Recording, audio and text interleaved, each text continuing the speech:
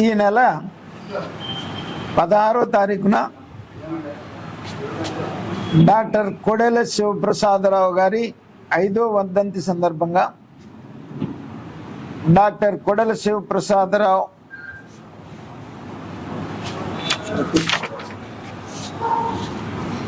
Memorial lecture అనేటువంటి ఒక organisation తరపున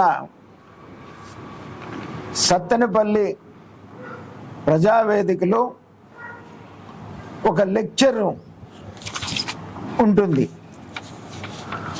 పార్లమెంటరీ ప్రజాస్వామ్యం, రాజకీయ పార్టీలు. ఈ వేదిక రామోజీరావు గారి ప్రాంగణం అనేటువంటి ఒక ప్రాంగణం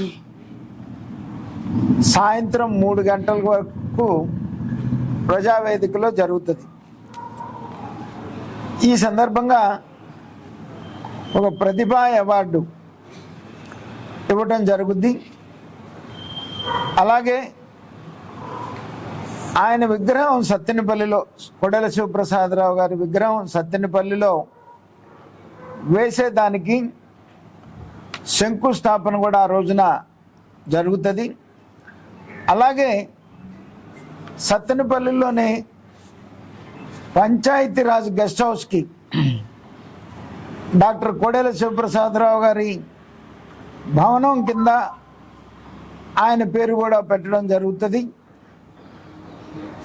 కావున శివప్రసాదరావు గారి అభిమానులందరూ కూడా ఆ రోజున సాయంత్రం 3ంటికి సత్తెనపల్లిలోని ప్రజావేదిక పెద్దలు రామోజీరావు గారి ప్రాంగణంకి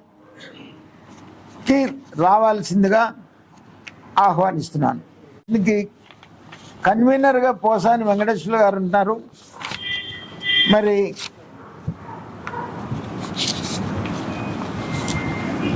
సెక్రటరీగా బాపయ్య చౌదరి గారు,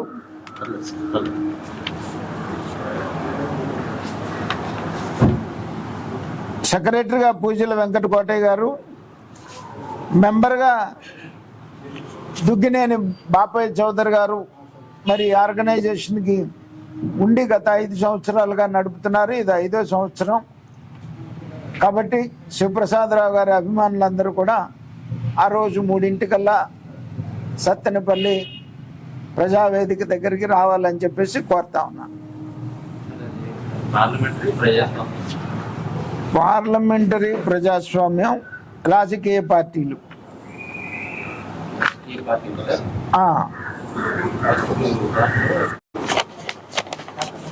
అంటే నేను ఈ ప్రభుత్వం వచ్చినప్పటి నుంచి కూడా చెప్తున్నాను, జగన్మోహన్ రెడ్డికి అధికారం పోయిన తర్వాత కాస్త మతి భ్రమించింది అనేటువంటి మాట. ఎందుకంటే ఇవాళ వర్షాలు భారతదేశం అంతా కురిసినాయి బాగా, ఆంధ్రప్రదేశ్లోనే కురవడం కాదు. పైనుంచి వరద విపరీతంగా వచ్చి పడింది. 1. 2 ప్రధాన కారణం వీటన్నిటికీ జగన్మోహన్ రెడ్డి. ఎందుకంటే బుడమేరు,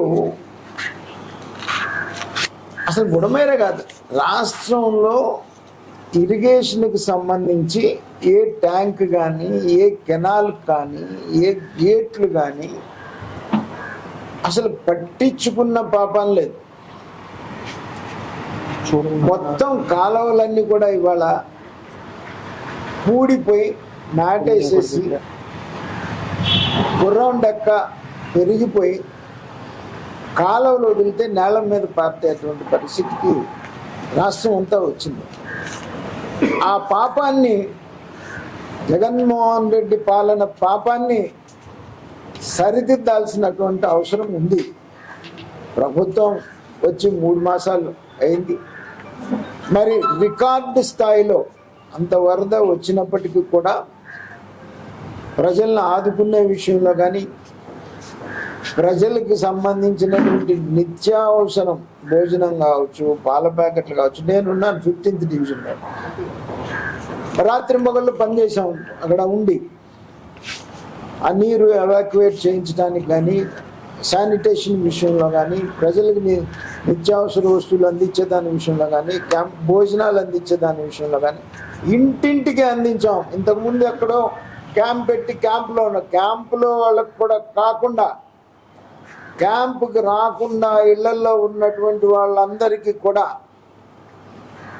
ఆహార పొట్లాలు కానీ, పాల ప్యాకెట్లు కానీ ఇంటింటికి అందించినటువంటి పరిస్థితి, ఎక్కడ కూడా కొరత లేకుండా ఉన్నటువంటి పరిస్థితి. ఇక దాన్ని చేసి మీరు ఎక్కడన్నా నిజంగా బాధితులు బాధపడుతుంటే వారికి సహాయం అందించేలాగా ప్రభుత్వం దృష్టికి తీసుకురండి.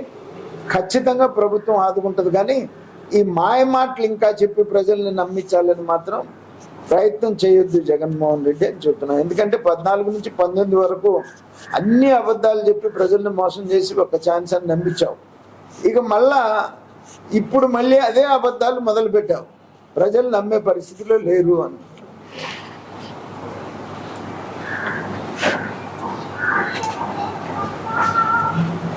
రైట్.